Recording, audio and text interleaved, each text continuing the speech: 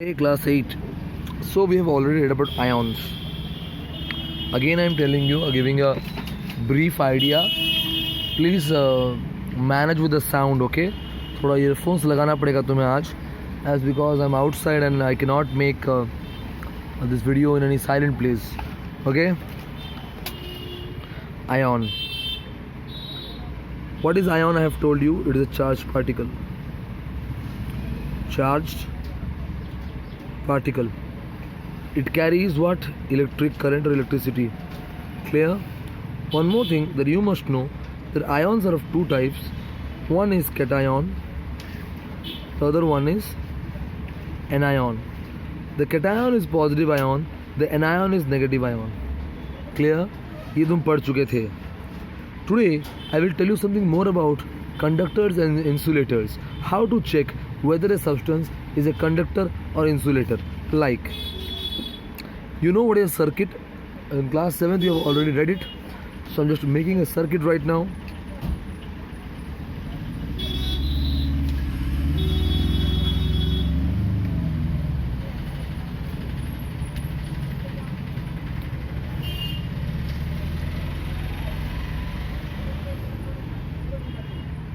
ये सर्किट है, सोचो. This is a circuit. Clear? ना ये मैं जोड़ा नहीं हूँ, लेकिन अगर जोड़ दूंगा तो करंट पूरा फ्लो करेगा. ये बल्ब है, स्विच है, बैटरी है, वायर है. स्विच ऑन करूँगा तो बैटरी से करंट जाएगा बल्ब की ओर. Clear? And the bulb will glow. Okay, done. Now I have made a space here. If I cut this circuit, break down, bulb नहीं जलेगा. Now suppose I need to check. मैं 3-4 चीज़ लिया. Iron लिया, plastic लिया, copper लिया, would लिया. मैं 4 चीज़ लिया. अब मैं क्या करने वाला हूँ, इस सॉकेट में अंदर ये जो बीच का गैप है, यहाँ पे सबसे पहले आयरन लगा दूंगा. आयरन लगा दिया, फिर स्विच को ऑन किया. देखा बल्ब जल रहा है कि नहीं? हाँ, बल्ब जल रहा है. इसका मतलब ये कंडक्टर है. Iron is a conductor. Clear? Next plastic लिया, यहाँ लगा दिया, फिर स्विच ऑन किया, देखा बल्ब जल रहा है क्या? नहीं जल रहा. Means it's not a conductor, it's an insulator. Clear? Third, copper लिया. कॉपर एक मेटल है, तांबा. तुम उड़िया में बोलते हो उसको तंबा. That same thing if I am putting it here and after that if I will switch on this circuit, the current will flow and the bulb will glow. This means this copper is a conductor. Yes, conductor. Wood लिया, रखा, switch on किया, bulb नहीं जला. Wood is an insulator. Clear? So here I have only taken, when I have taken different solids, I have only taken solids here. So if I am taking different solids, so some solids are conducting electricity, but some solids are not. It is proved that some solids like iron, copper and other metals, they are conductors, whereas some like plastic, wood and other things, they are not. Like rubber, they are not conductors, they are insulators. So I will give you in the written note of this experiment. You will go through it and you will get clear. Okay, so we are done with solids. That what solid conducts electricity, and what solids conduct electricity, and what solids does not. Means which solid is conductor, which solid is insulator. You are clear with this experiment. Now we are moving towards the second one, how the liquids they conduct electricity. Clear? Okay, ऐसा ही circuit बनाऊंगा एक और.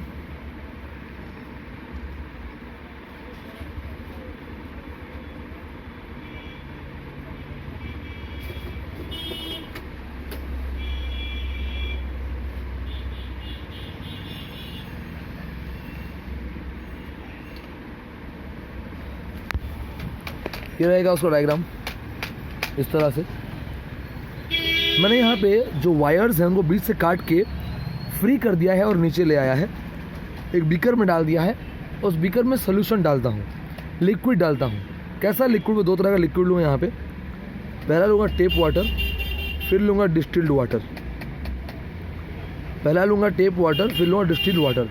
याद रहे यहाँ पे iron और copper क्यों ये लोग कंडक्ट कर पा रहे हैं? Because they contain ions. That's why they are able to conduct electricity. So right now when we are taking tap water, distilled water, first case लेते हैं टेप वाटर का.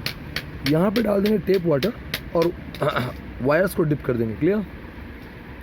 तो यहाँ पे क्या होगा, हम देखेंगे, स्विच ऑन करेंगे तो ये बल्ब, यहाँ पे जो बल्ब है वो जलेगा. चला मतलब tape water is a good conductor of electricity. हम टेप वाटर की जगह रेन वाटर भी ले सकते हैं. रेन वाटर वो भी यूज़ करेंगे तो वहाँ पे वाटर बल्ब जो है वो ग्लो करेगा. It means rain water is a conductor. It means whether it be tap water or rain water, they both conduct electricity because they contain ions. उनके पास ions है. क्लियर? लेकिन जब हम डिस्टिल्ड वाटर लेते हैं, डिस्टिल्ड वाटर यहाँ पे डालेंगे, it will not conduct any kind of electricity. It will not conduct any kind of electricity. Clear? समझ में आ रहा है? Getting my point? Why distilled water will not conduct electricity? Because it do not contain ions. It do not contain ions.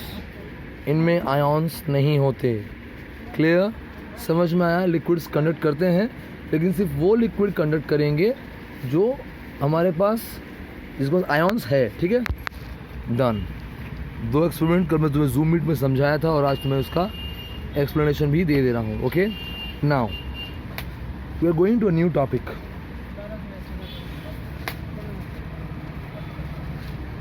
Electrode.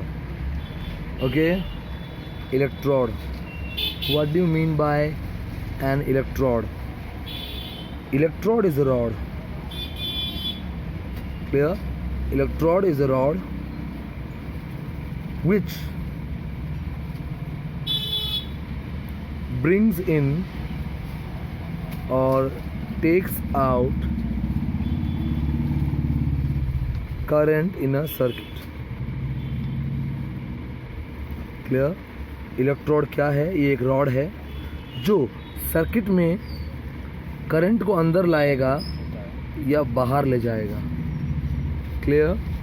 मैं तुम्हें diagrammatically समझा रहा हूँ. देखो,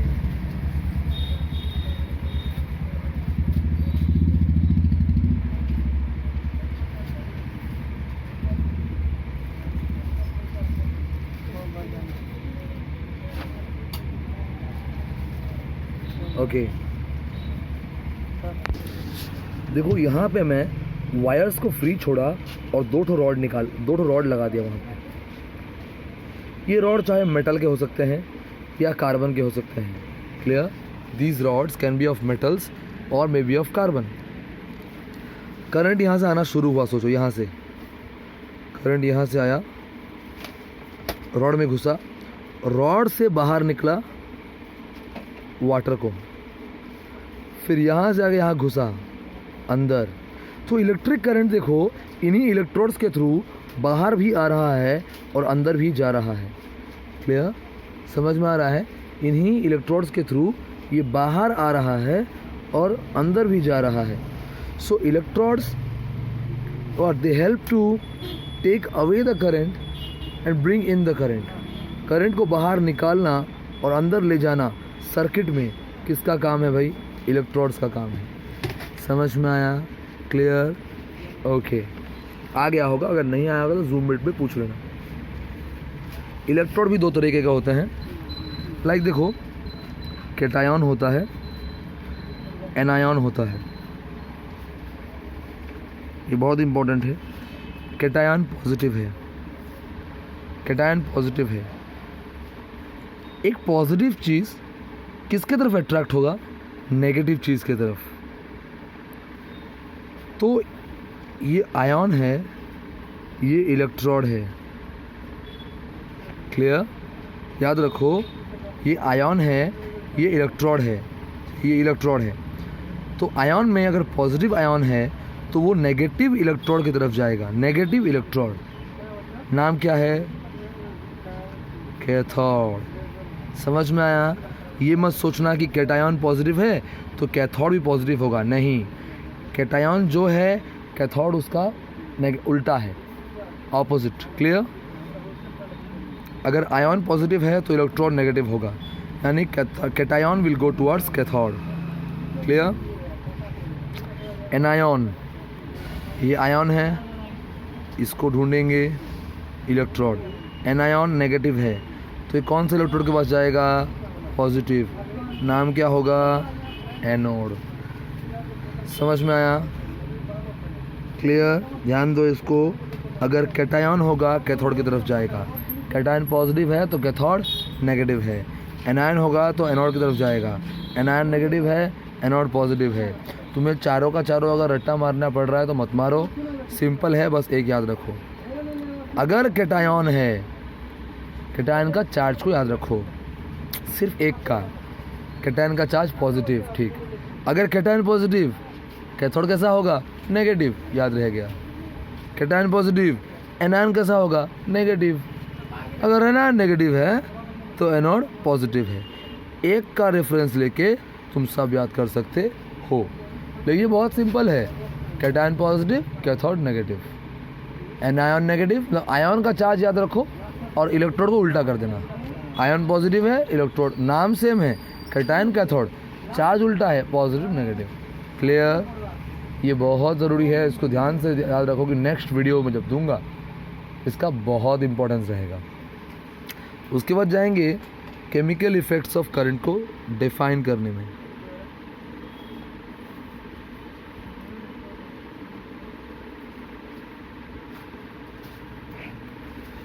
chemical effects of current, what do you mean by chemical effects of current? जब किसी चीज़ से current pass करेगा तो वो क्या क्या केमिकल इफेक्ट देगा। क्लियर? अगर करंट किसी भी एक सब्सटेंस या किसी भी एक केमिकल में घुसेगा तो उसमें क्या क्या केमिकल चेंज लाएगा, केमिकल चेंज लाएगा। इस केमिकल चेंज को हम लोग केमिकल इफेक्ट भी बोलते हैं। Clear? Okay, the chemical change और chemical effects, okay, which is produced when electric current passes through any chemical substance। जब इलेक्ट्रिक करंट किसी भी केमिकल के अंदर एंटर करेगा या पास होगा तो उसमें वो क्या क्या केमिकल चेंज लाएगा। जानते हो ना केमिकल चेंज क्या है? जो चेंज कभी रिवर्स नहीं होता। क्लियर? समझ में आ रहा है? रिवर्स नहीं होता। डिफरेंस समझ में आ रहा होगा, कल भी बताया था, इसका भी डिफरेंस भेज दूंगा तुमको मैं, समझ में आ जाएगा। और जूम मीटिंग में इसी चीज़ को डाउट रहेगा किसी को तो डिस्कस करेंगे। Okay, have a good day.